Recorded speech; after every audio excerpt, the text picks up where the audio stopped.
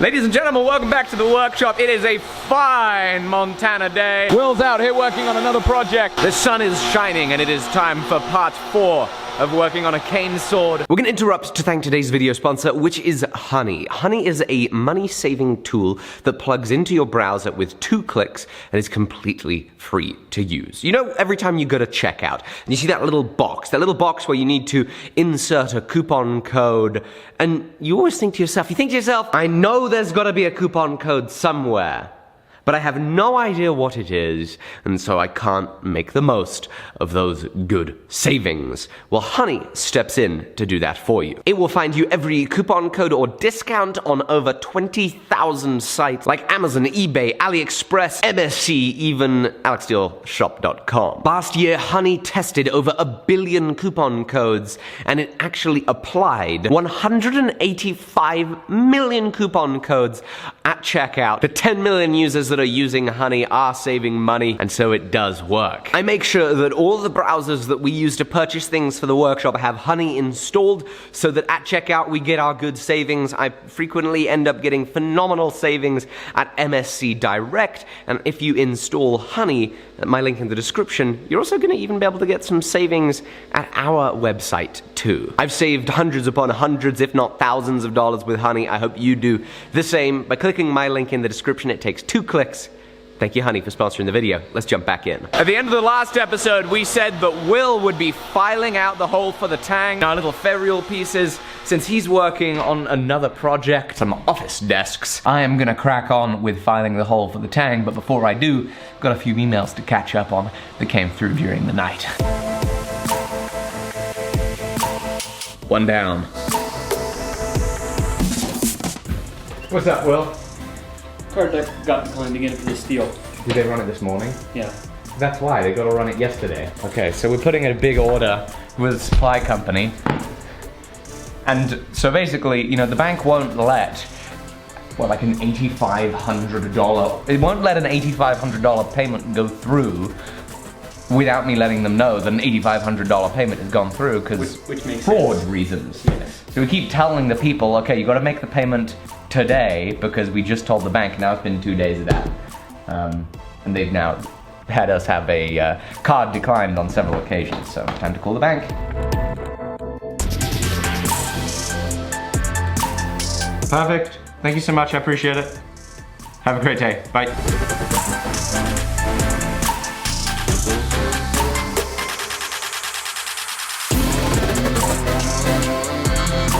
Getting set to finalize an order for some awesome abrasives. These aren't just your regular Trizact, these things are monsters. They're fantastic finishing belts. Just need to check the model number. 347FC. We're good to go. That's right, not only are we gonna be selling some awesome belt grinders here rather soon, we're gonna be selling some fantastic abrasives. We're gonna hopefully make buying abrasives be so much easier and pain-free than before.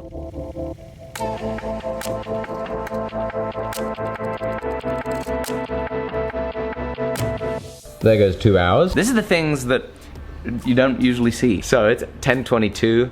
I have some interviews with some candidates for some jobs from 11 to 12. So I have maybe 30 minutes. Here's an interesting little thing here. We have, we've got some gloves that just arrived. They're like catcher's mitts. We should have told them the glove size. Oh, that's perfect. Yeah. Oh, that's a nice glove. It's really nice. Oh my goodness. That's a nice glove. What? Feel that, Will. Oh, this is glorious. Ooh, this is very nice. Oh my goodness. Aluminized Kevlar, made in the USA. Oh, that is so cool. Okie dokie, so I want to do some work. I want to get some stuff physically done. Ah. I lost it. I found it. This end here needs to look a little more like that end.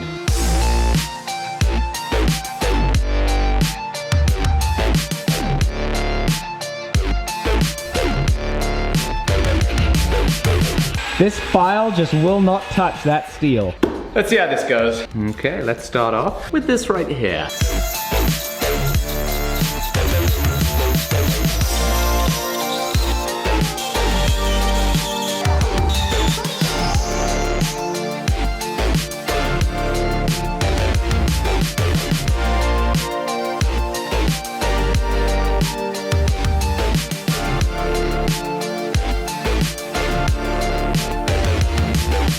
We made some good progress here on the hole, but before we finalize the hole, we've got to finalize the tang. It hasn't been. Our shoulders have only been freehand ground in, so I'm going to put a carbide file guide on top of it, grind those shoulders down to the finish, and then thin out this tang area to the size that we like. We need to make sure that it is a consistent taper from the tip here all the way to the thickest point, being at our blade to tang transition.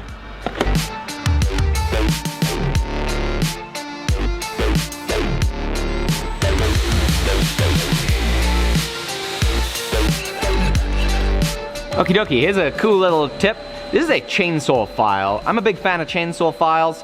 They're super inexpensive, very easy to come by. And the files are always awesome. I think these are steel files. They cut hard metal really well, and you can't beat it for the price. You see on this one, this round file, we got 2 ground sides on it, which makes this perfect. Sliding across our file guide and filing in the radius that we need at our tang to blade transition. We need that radius because we do not want stress concentrations. It's a mistake I made on my first ever sword. This bad boy up here, first ever sword. Pretty fun YouTube series on making that back at the old workshop. On that one, I'm pretty sure I just had a straight corner on the tang to blade transition, so it's probably not super duper strong. Now I've got a little question to ask Will, because my memory is about equivalent to the memory of a dodo.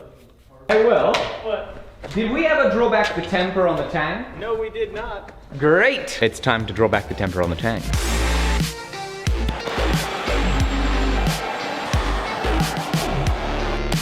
It's the next day. Gotta do some businessy stuff. I'm gonna call some potential employees references.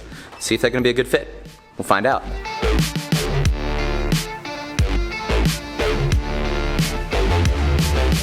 Had some great phone calls about 2 applicants. Very exciting. It feels like we might be able to add some more exceptional people to this growing team, which is a great thrill, and soon this workshop is going to be feeling a lot more cramped. I don't know if it's been published already, but we're working on new office desks to really properly renovate that office, make it a much better space, much better environment. These are exciting times. On the note of doing stuff, let's work on the ferrule fittings, for goodness sake. It's like 2 in the afternoon. Let's get some work done.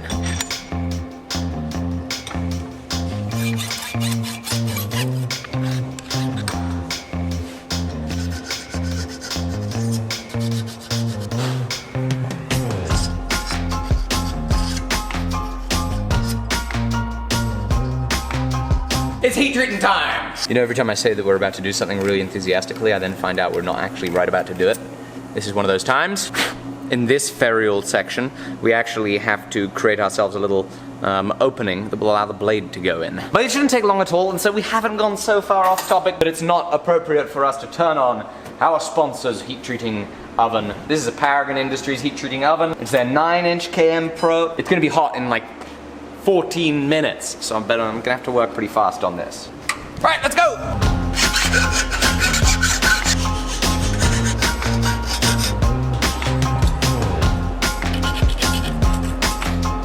Only took us 12 minutes. And so it's about the perfect time to take this, put it inside, let the oven work its magic before going into the quench. We didn't get this on video, and so I'm coming to you from the future as I see that you really need to experience just an example of what happened at this moment in the video.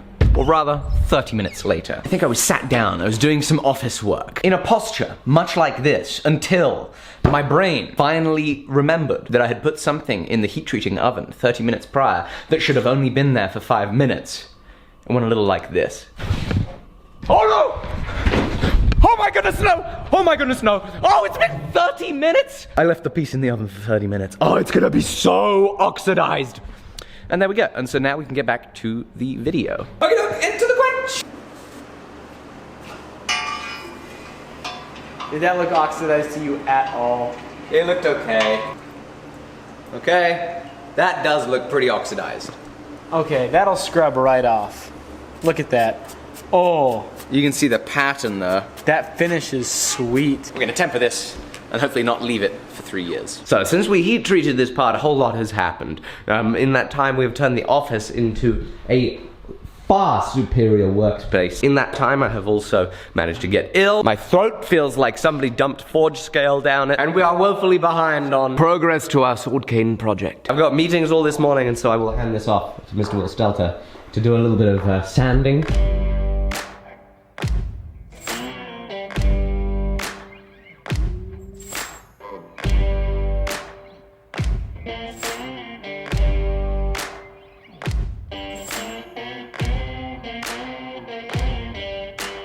Okay, so as you guys just saw, I fit the ferrule onto the sword and the other part of the ferrule onto the cane. It's now time to move on to doing some handle work here, fitting up this block of faux ivory onto the tang and into the blade ferrule bolster thing.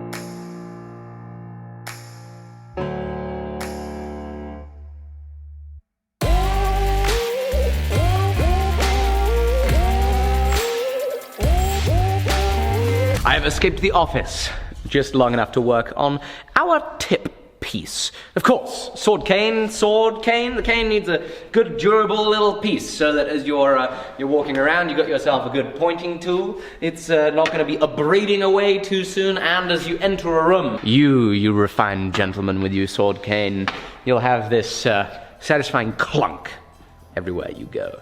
So we're going to use steel, we're going to throw it on the lathe, and we're going to turn down ourselves a little tip ferrule. We have the remnants of our Damascus. Certainly would be nice to make it out of this.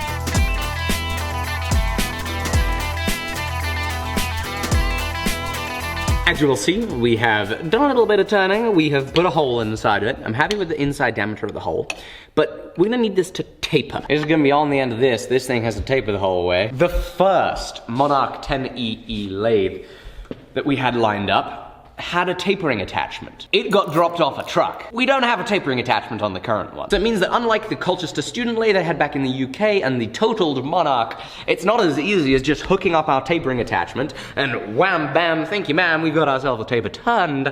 Instead, we're gonna have to do a taper using this. This is the compound. The compound is here precisely so that you can cut angles, but I usually have it locked and stuck here at about a 45-degree angle, and I usually don't want it to move. So back here, there is a screw to adjust the tension of the gib. The gib slides along the dovetail and controls how much slop is in your unit. I typically have it cranked down so that it doesn't move, but with a little loosen, we can now use the compound. It goes in and out like that. We just have to change the angle at which it approaches the part.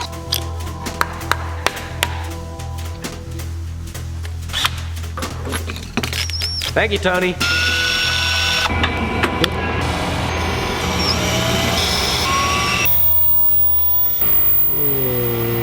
There's a dog. It's so loud. It's making this ultra high frequency noise. I wonder if the camera can hear it. Okay. Oh no. Oh, you can still hear it. Ah.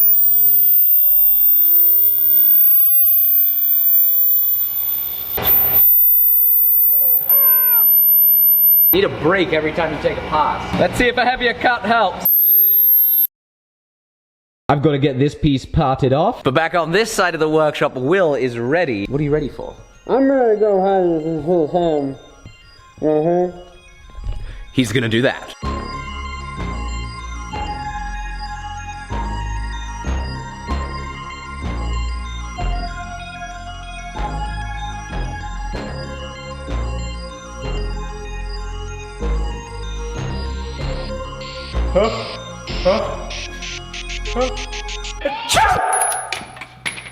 Oh. That was pointless.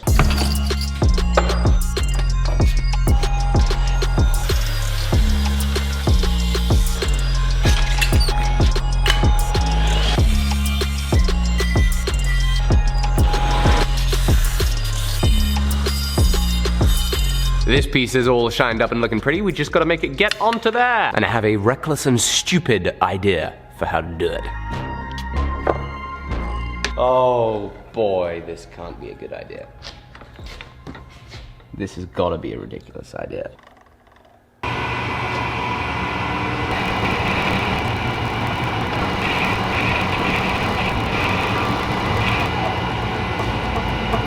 Uh-oh. Aha! It worked!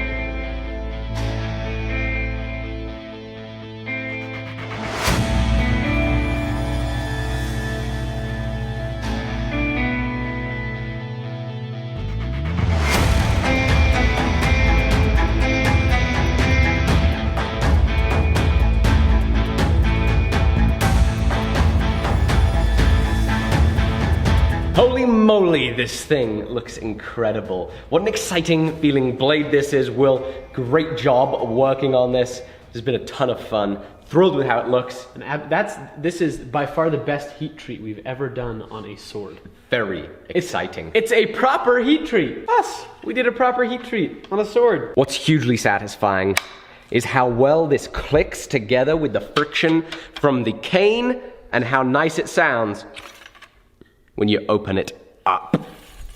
What a thrill, everybody. Thank you so much for joining us. Today's sponsor has been Honey, the money-saving tool that takes 2 clicks to install. So be sure to check out the link in the description where you can join Honey and start saving money for free. Thank you guys so much. See you in the next one. Bye-bye.